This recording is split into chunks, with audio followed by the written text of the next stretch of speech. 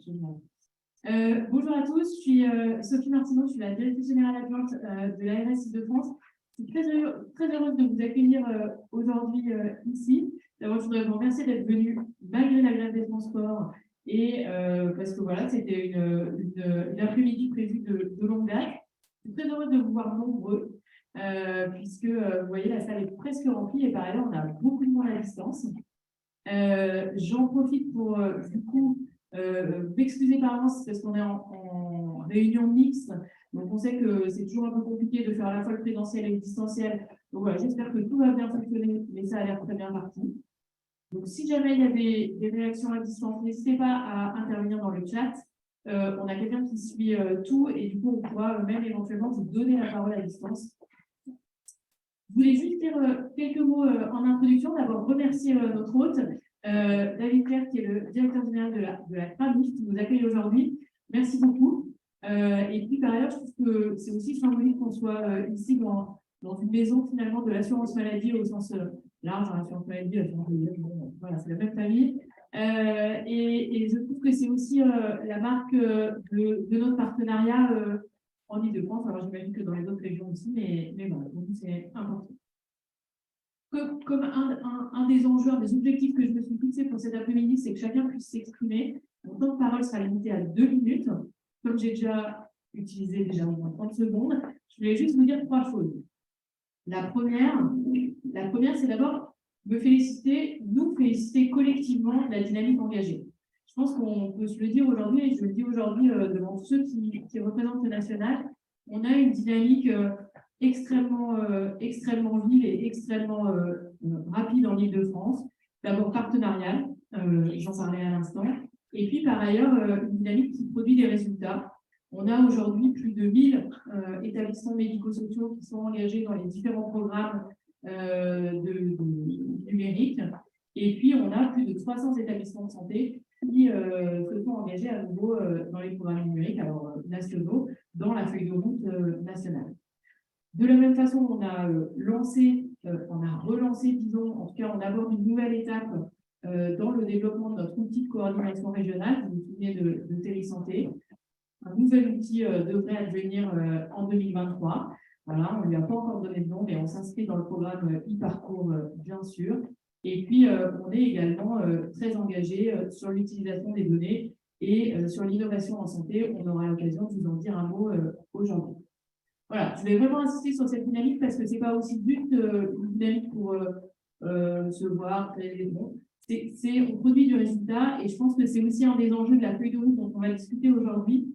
C'est vraiment de se dire que c'est structurant pour nous dans les prochaines années, c'est structurant pour les professionnels de santé, c'est structurant pour chacun des établissements qui composent les acteurs de la santé dans la région Île-de-France.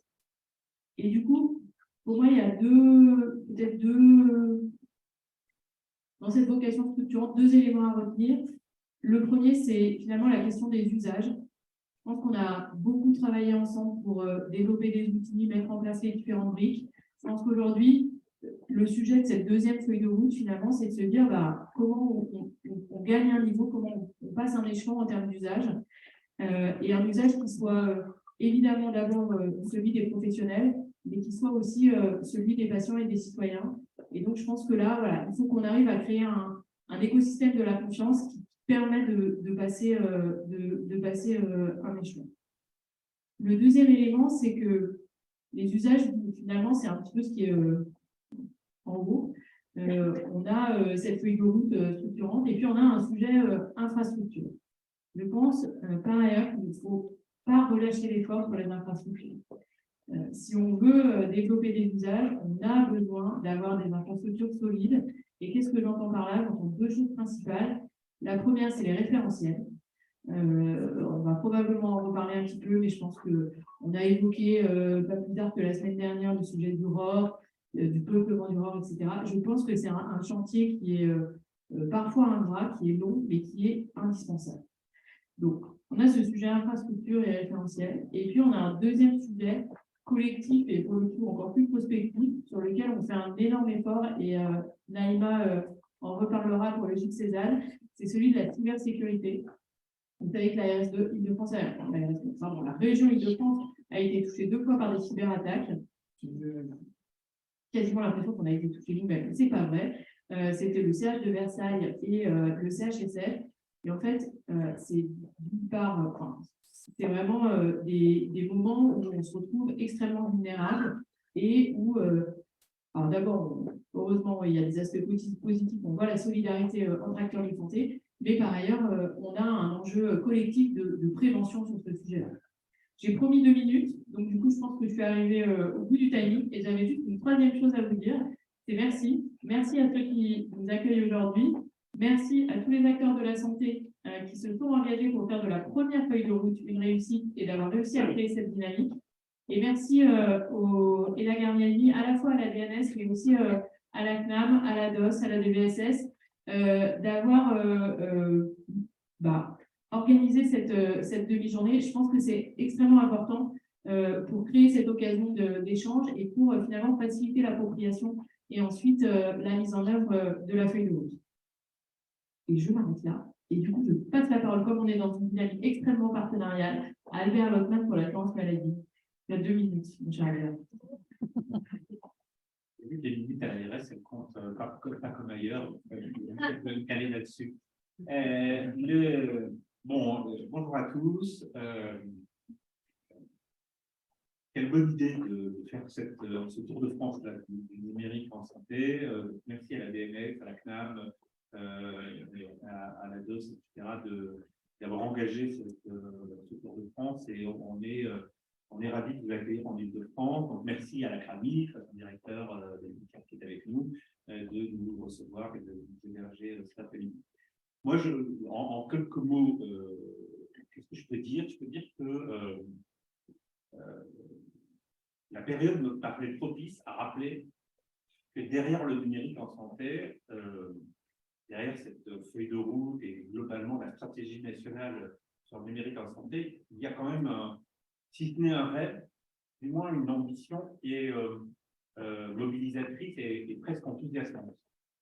On voit que le numérique modifie tous les aspects de notre vie, du fonctionnement de nos sociétés. Et donc, le numérique va transformer la santé. Alors, soit on attend que les GAFA et qu'un certain nombre de géants du numérique mondiaux fassent évoluer les usages, voilà, soit on se dote d'une stratégie en France et en Europe autour du numérique en santé. Et c'est le choix qu'ont fait les pouvoirs publics. Je pense qu'il faut rappeler, après on va parler des problèmes, je vois bien qu'il y a des questions qui ont été préparées, etc. Donc, il va falloir parler des problèmes, mais c'est évidemment un changement profond qui va nous mobiliser pendant des années. Peut-être d'ailleurs que nous avons, nous, les pouvoirs publics, de manière générale, ou les acteurs publics, un peu minimisé l'importance de cette transformation. Ça touche les usages, comme le dit Sophie, mais ça touche la manière de travailler des professionnels de santé et des établissements, ça touche le rapport que les patients ont avec l'ensemble des acteurs du système de santé. Ça ne se transforme pas du jour au lendemain. Ça va être compliqué, ça va prendre du temps. C'est des chantiers aussi techniques qui sont extrêmement lourds. Mais c'est quand même derrière une ambition de sécurisation des données, d'augmentation de la capacité des collaborations pluriprofessionnelles. C'est la meilleure visibilité à terme du citoyen sur la gestion de son propre capital santé et peut-être de la prise en compte de la prévention. C'est peut-être aussi des économies en évitant des examens inutiles et redondants, etc. C'est une optimisation à la fois pour les professionnels et pour les patients. Donc, c'est ça qu'on porte et c'est pour ça qu'on est là et qu'on y croit et que c'est un beau projet. Alors après, oui, peut-être que quand on porte comme ça une ambition, des fois, on veut aller trop vite.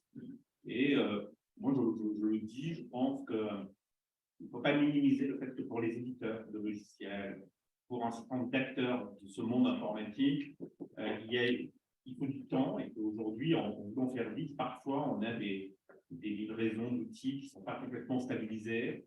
Moi, je l'entends beaucoup sur le terrain. Et il faut qu'on l'entende, des professionnels de santé. Il y a parfois des choses sur lesquelles on a aujourd'hui des sentiments finalement de dégradation et pas de progrès. Voilà, on va ajuster ça, on va y travailler. On a besoin des remontées de terrain justement pour le faire.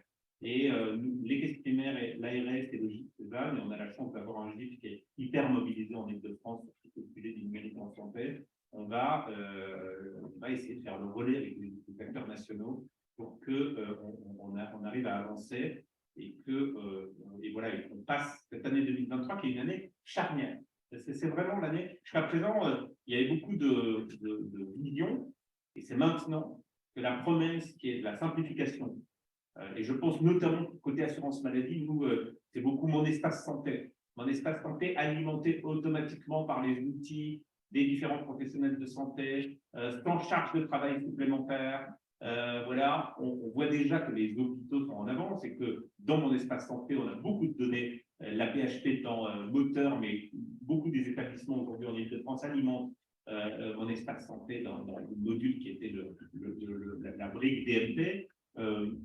On a encore sur les professionnels de santé libéraux, les livraisons vont se faire et je pense que vraiment la visibilité pour tout le monde de ce que ça peut apporter concrètement, c'est vraiment en 2023. Et nous, Assurance Maladie, en tout cas, je parle là pour les caisses d'assurance maladie d'Île-de-France, on a des projets aussi qui arrivent et qui, après mon espace santé, sont très porteurs et je crois qu'il y a aussi beaucoup d'attentes des professionnels.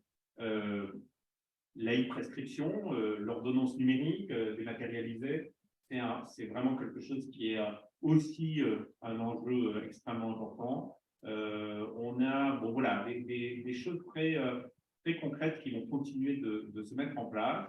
Donc, ce partenariat qu'on a à France Maladie, ARS, GIP Cézanne, il fonctionne très bien et on va continuer à travailler vraiment ensemble.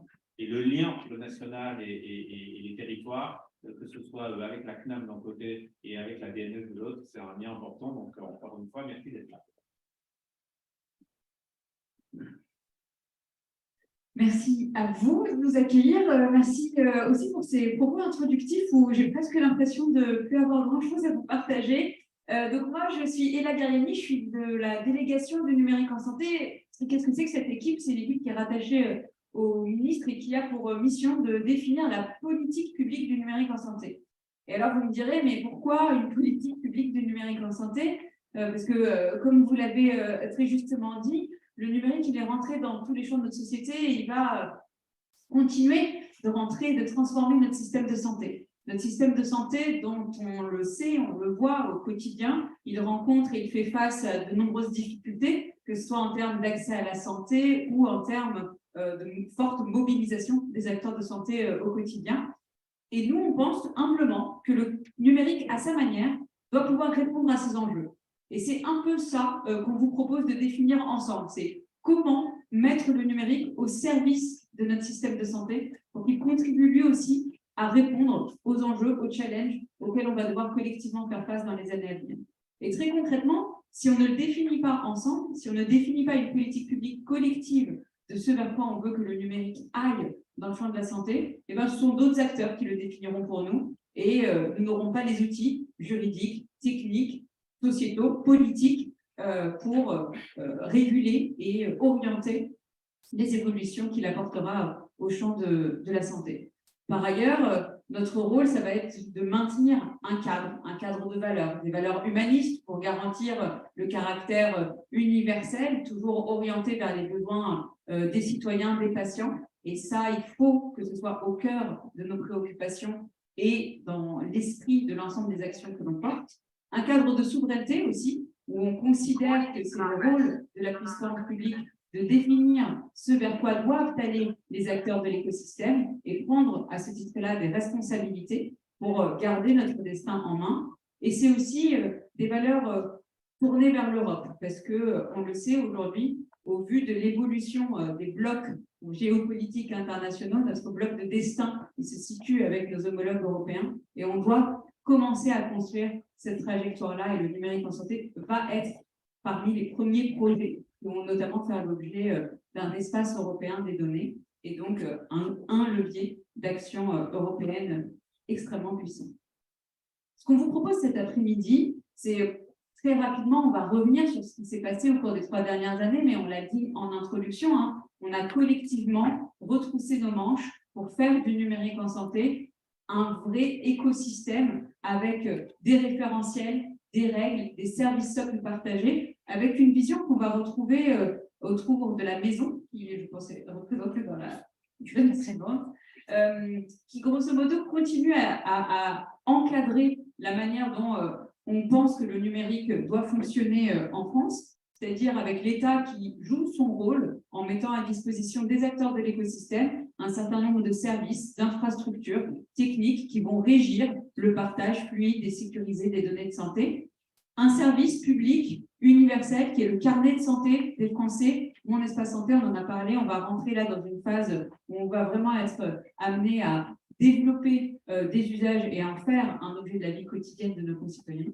Et tout ça dans un cadre où on va poursuivre l'effort de régulation des acteurs de l'écosystème, l'accompagnement aussi de l'émergence des innovations et de leur prise en charge demain pour celles qui font la preuve de leur valeur dans notre système de santé, faire en sorte que les innovations numériques dans le champ de la santé puissent aussi être prises en charge dans nos modèles économiques liés à la santé.